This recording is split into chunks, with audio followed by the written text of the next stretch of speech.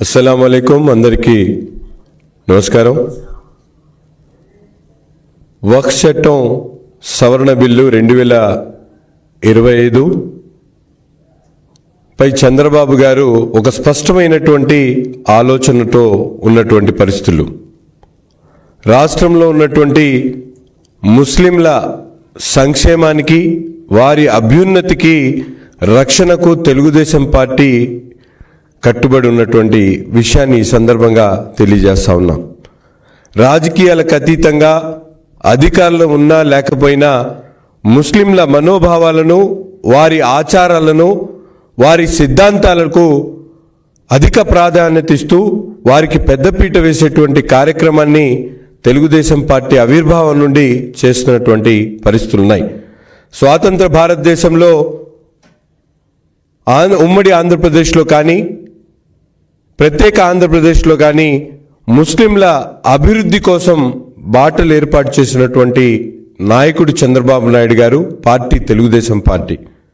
ఈరోజు వక్ఫ్ చట్ట సవరణ బిల్లును ప్రతిపాదిస్తూ కేంద్ర ప్రభుత్వం ప్రవేశపెట్టినటువంటి బిల్లులో ఉన్నటువంటి అభ్యంతరాలను నిర్మోహమాటంగా జాయింట్ పార్లమెంట్ యాక్షన్ కమిటీకి సిఫార్సు చేయాల్సినటువంటి బాధ్యతను ఈరోజు తెలుగుదేశం పార్టీ దేశంలో ఏ పార్టీ చేయనటువంటి విధంగా తన భుజస్కంధాల మీద తీసుకొని క్రియాశీలకంగా పనిచేసినటువంటి పరిస్థితులను ఈరోజు ముస్లిం ప్రజలు ఒక్కసారి ఆలోచించాలని చెప్పి కూడా కోరుతా ఉన్నా. ఎందుకంటే ఈరోజు మనందరం కూడా చూస్తూ ఉన్నాం, గతంలో ముస్లింల పక్షపాతి అని చెప్పి గొప్పలు చెప్పుకున్నటువంటి వైసీపీ నాయకుడు జగన్మోహన్ రెడ్డి గారు ఈరోజు ఎందుకని పార్లమెంట్లో తన ఎంపీల ద్వారా సవరణను ఎందుకు ప్రతిపాదించలేదని చెప్పి సూటిగా ఈ సందర్భంగా నేను ప్రశ్నిస్తా ఉన్నా. అంతేకాదు, సాక్షాత్తు ఒక పార్టీకి అధినేతగా ఉన్నటువంటి జగన్మోహన్ రెడ్డి గారు ఈరోజు రాష్ట్రంలో ముస్లింల మనోభావాలను గౌరవిస్తూ ఎందుకు తన ఆలోచనను, తన విధానాన్ని ఎందుకు బహిర్గతంగా మాట్లాడలేదని చెప్పి ఈ సందర్భంగా జగన్మోహన్ రెడ్డి గారిని ప్రశ్నిస్తా ఉన్నా. కేంద్ర ప్రభుత్వం ప్రవేశపెట్టినటువంటి వక్ఫ్ బిల్లుకు సంబంధించి ఈరోజు ముస్లింల మేధావుల దగ్గర నుండి సమావేశాలు ఏర్పాటు చేసి దాంట్లో ఏదైతే అభ్యంతరాలు ఉన్నాయో వాటి మీద పూర్తిగా విశ్లేషించి ఆ ఏదైతే సవరణ బిల్లుకు సంబంధించినటువంటి అంశాలని కేంద్ర ప్రభుత్వం ఏర్పాటు చేసేటువంటి జేపీసీని సిఫార్సు చేసేటువంటి బాధ్యతను ఈరోజు గౌరవ ముఖ్యమంత్రి చంద్రబాబు నాయుడు గారు తీసుకొని ముస్లింల మనోభావాలను గౌరవిస్తూ 3 సవరణలను పెట్టినటువంటి మాట వాస్తవం కాదా అని చెప్పి ఈ సందర్భంగా అడుగుతా ఉన్నా. సవరణలు పెట్టడమే కాకుండా ఎంతో ప్రతిష్టాత్మకంగా ఉన్నటువంటి ఈ బిల్లుకు సంబంధించినటువంటి అంశాల్లో ముస్లింలు ఎంతో భయపడుతున్నటువంటి అంశమైనటువంటి ముస్లిం ఏతరులను వక్ఫ్ ఆస్తుల్లో వక్ఫ్ బోర్డుల్లో నియమించేటువంటి ప్రక్రియకు ఈరోజు సవరణ చేసేటువంటి కార్యక్రమాన్ని చేసినటువంటి పార్టీ తెలుగుదేశం పార్టీ అనేటువంటి విషయాన్ని ఈ సందర్భంగా తెలియజేస్తా ఉన్నా. అంతేకాకుండా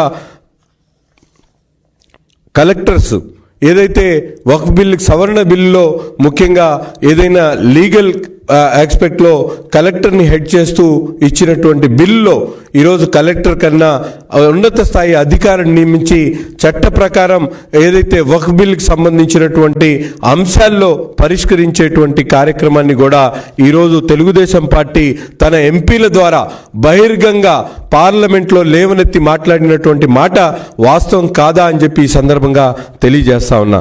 అంతేకాకుండా ఈరోజు మనందరికి కూడా తెలుసు, రాష్ట్రం మూడో ముఖ్యమైనటువంటి అంశం ఏదైతే ఉందో లీగల్ ఆస్పెక్ట్లో ఎప్పుడైనా వక్ఫ్ సంబంధించినటువంటి ఆస్తులను పరిరక్షించడానికి ఒక పటిష్టమైనటువంటి యంత్రాంగాన్ని ఏర్పాటు చేసి వక్ఫ్ ఆస్తులను పరీక్షించేటువంటి కార్యక్రమాన్ని కూడా తెలుగుదేశం పార్టీ చేసినటువంటి మాట వాస్తవం కాదా అని చెప్పి ఈ సందర్భంగా తెలియజేస్తా ఉన్నా. ఈరోజు కేంద్రంలో జేపీసీని ఏర్పాటు చేసి వక్ఫ్ సవరణ బిల్లులో ఉన్నటువంటి అనేక అంశాలతో పాటు మరీ ముఖ్యమైనటువంటి ఈ 3 అంశాలని సవరణ చేసేటువంటి కార్యక్రమాన్ని పూర్తి స్థాయిలో బాధ్యత తీసుకొని చేసినటువంటి నాయకుడు చంద్రబాబు నాయుడు అనే విషయాన్ని ఈ సందర్భంగా తెలియజేస్తా ఉన్నా. ఈరోజు మనందరం కూడా చూస్తూ ఉన్నాం, గత ప్రభుత్వంలో వక్ఫ్ ఆస్తులు దాదాపు ఎక్కడ చూసినా కూడా అన్యాక్రాంతం అవుతున్నప్పుడు కూడా ఎక్కడ కూడా పటిష్టమైనటువంటి ఏర్పాట్లు చేయక, లీగల్ టీంని ఏర్పాటు చేయక అనేక ఆస్తులు ఈరోజు అన్యాక్రాంతమైనటువంటి పరిస్థితులు ఉన్నాయి. ఈరోజు మనందరం కూడా చూస్తూ ఉన్నాం, కంటికి రెప్పలా కాపాడుకునేటువంటి కార్యక్రమాన్ని చంద్రబాబు నాయుడు గారు చేస్తే ఉన్న కంటిని పొడిచేటువంటి కార్యక్రమాన్ని ఈ జగన్మోహన్ రెడ్డి గారి పరిపాలనలో గత ప్రభుత్వంలో మనందరం కూడా చూసాం. చంద్రబాబు నాయుడు గారు ఉమ్మడి ఆంధ్రప్రదేశ్లో కూడా మనందరం కూడా ఆలోచించినటువంటి విధంగా గతంలో ఏ నాయకుడు కూడా ముస్లింల కోసం అంత లోతుగా ఆలోచించినటువంటి పరిస్థితులు లేవు. రాష్ట్రంలో ఉమ్మడి ఆంధ్రప్రదేశ్లో అతి పెద్దదైనటువంటి హజ్ హౌస్ నిర్మాణాన్ని చేపట్టింది తెలుగుదేశం పార్టీ అనేటువంటి మాటను ఈ సందర్భంగా గుర్తు చేస్తా ఉన్నా. అంతేకాకుండా 2014లో ప్రభుత్వం ఏర్పడ్డ తర్వాత ఈ రాష్ట్రం నుంచి వెళ్ళేటువంటి హజ్ యాత్రికుల కోసం కడపలో హజ్ హౌస్ కట్టడంతో పాటు విజయవాడ నగరంలో 23 కోట్ల రూపాయలు శాంక్షన్ చేసి హజ్ హౌస్ కోసం నిర్మాణం చేపట్టినటువంటి నాయకుడు చంద్రబాబు నాయుడు గారు కాదా అని చెప్పి ఈ సందర్భంగా నేను ప్రశ్నిస్తా ఉన్నా. అంతేకాకుండా ముస్లింలకు ఎంతో పవిత్రమైనటువంటి రంజాన్ పండుగను వారందరూ కూడా సుఖంగా సంతోషంగా జరుపుకోవాలనే ఆలోచనతో ఈరోజు రంజాన్ తోఫాను ప్రకటించినటువంటి పార్టీ తెలుగుదేశం పార్టీ అనేటువంటి విషయాన్ని కూడా తెలియజేస్తా ఉన్నా.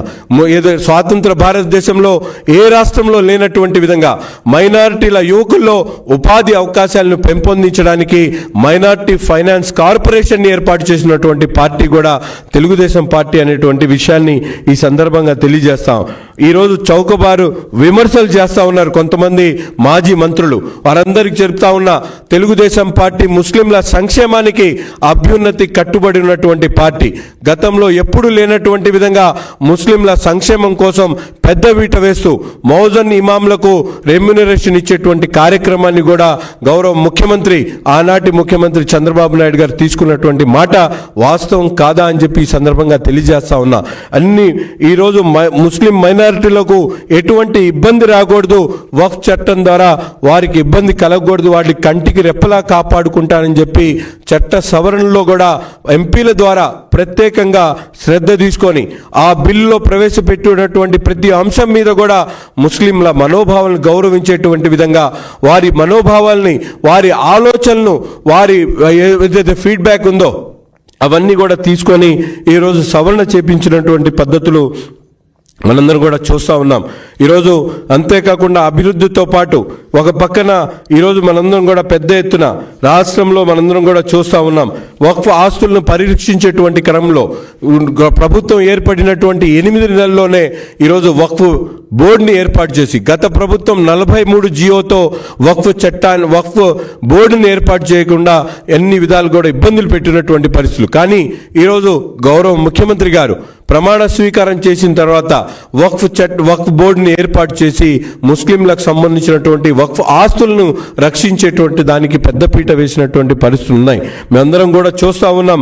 ముఖ్యంగా 32 అపరిష్కృతమైనటువంటి కేసులను ఈ వక్ఫ్ బోర్డు ఏర్పాటు చేసిన తర్వాత పరిష్కరించినటువంటి పరిస్థితులు. కానీ దేశంలో కీలకమైనటువంటి బిల్లుపై చర్చ జరుగుతూ ఉంటే ఈ వైసీపీ నాయకులు ఎవ్వరు కూడా, ఒక్క పార్లమెంట్ సభ్యుడు కూడా, నేను అడుగుతా ఉన్నా, నిజంగా జగన్మోహన్ రెడ్డి గారికి ఏమాత్రం ముస్లింల పట్ల చిత్తశుద్ధి ఉంటే ఎందుకు మీ పార్లమెంట్ సభ్యులు నిన్న పార్లమెంట్లో ఎందుకు ఈ వక్ఫ్ చట్ట సవరణ బిల్లుపై ఎందుకు మాట్లాడలేదని చెప్పి ఈ సందర్భంగా అడుగుతా ఉన్నా. జగన్మోహన్ రెడ్డి గారు ఎందుకు మీరు మీ స్పష్టమైనటువంటి వైఖరిని ఎందుకు ఈ వక్ఫ్ బిల్లు మీద ప్రకటించలేదని చెప్పి కూడా ఈ సందర్భంగా అడుగుతా ఉన్నా. ఈరోజు మనందరం కూడా చూస్తూ ఉన్నాం, రంజాన్లో ఇఫ్తార్ విందు ఏర్పాటు చేసి ఇఫ్తార్ విందులో కూడా ముస్లింల పక్షపాతిగా ఉన్నటువంటి చంద్రబాబు నాయుడు గారు తన వైఖరిని స్పష్టంగా చెప్పి ఏదైతే చేపట్టవలసినటువంటి సవరణల మీద పార్లమెంట్లో మనకు సంబంధించినటువంటి పార్లమెంట్ ఎంపీల ద్వారా లేవనెత్తి ఆ సవరణలు తీసుకొని వచ్చినటువంటి ఘనత మన తెలుగుదేశం పార్టీ చంద్రబాబు నాయుడు గారు అనే విషయాన్ని కూడా ఈ సందర్భంగా తెలియజేస్తా ఉన్నా. ఈరోజు దాదాపు 65,000 ఎకరాలు ఆంధ్ర రాష్ట్రంలో వక్ఫ్ సంబంధించినటువంటి ఆస్తులు ఉన్నాయి. దాంట్లో 30,000 ఎకరాలు ఇప్పటికే అన్యాక్రాంతమైనటువంటి పరిస్థితులు ఉన్నాయి. మిగతా 35,000 ఎకరాలను కాపాడుకోవడానికి దాదాపు 8 కోట్ల రూపాయల బడ్జెట్ను కేటాయించి డిజిటలైజేషన్ చేసేటువంటి కార్యక్రమాన్ని ఈరోజు గౌరవ ముఖ్యమంత్రి గారు తీసుకున్నటువంటి పరిస్థితులు.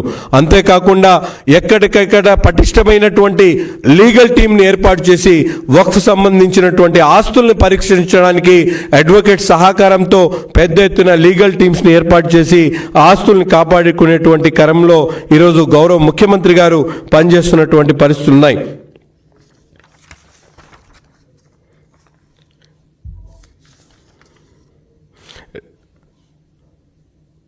2019-24లో దాదాపు వైసీపీ ప్రభుత్వం ఆస్తులను దుర్వినియోగం చేసినటువంటి అనేక దాఖలాలు ఉన్నాయి. ఎక్కడ చూసినా కూడా ముస్లింల ఆస్తులను వైసీపీ నాయకులు తమ అనుచరులకో తన అనుయాయులకో కట్టబెట్టినటువంటి దౌర్భాగ్య పరిస్థితి గత ప్రభుత్వంలో ఉంది. ఈరోజు వక్ఫ్ బోర్డుని ఏర్పాటు చేసి పటిష్టమైనటువంటి ప్రణాళికతో ఎక్కడ కూడా ఒక్క గజం స్థలం కూడా ముస్లింలకు సంబంధించినటువంటి ఆస్తుల్ని కాపాడుకునేటువంటి క్రమంలో పనిచేయడమే కాకుండా వక్ఫ్ ఆస్తుల ద్వారా పెద్ద ఎత్తున ఈరోజు ఉద్యోగ అవకాశాలు కల్పించడానికి మంచి మంచి స్కీమ్స్ని ఈరోజు వక్ఫ్ సవరణ చట్టంలో లేకపోయినప్పుడు కూడా వాటన్నిటి కూడా తీసుకుని వచ్చి ముస్లిం యువకుల కోసం ఉపాధి కల్పించేటువంటి క్రమంలో ఈ ప్రభుత్వం పనిచేస్తున్నటువంటి పరిస్థితులు ఉన్నాయి.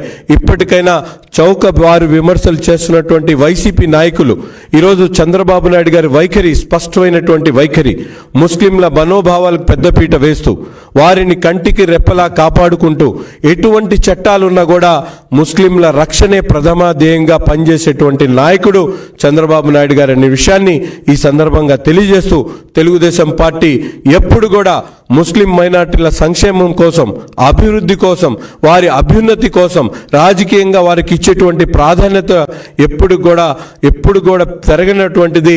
తప్పకుండా ఇటువంటి చట్టాలు ఎప్పుడు వచ్చినా కూడా ముస్లింల పక్షపాతిగా ముస్లింలకు అవసరమైనటువంటి అన్ని రక్షణ కార్యక్రమాలు కూడా తెలుగుదేశం అధినాయకుడు చంద్రబాబు నాయుడు గారు పార్టీ చేస్తుందని చెప్పి ఈ సందర్భంగా తెలియజేస్తా ఉన్నా.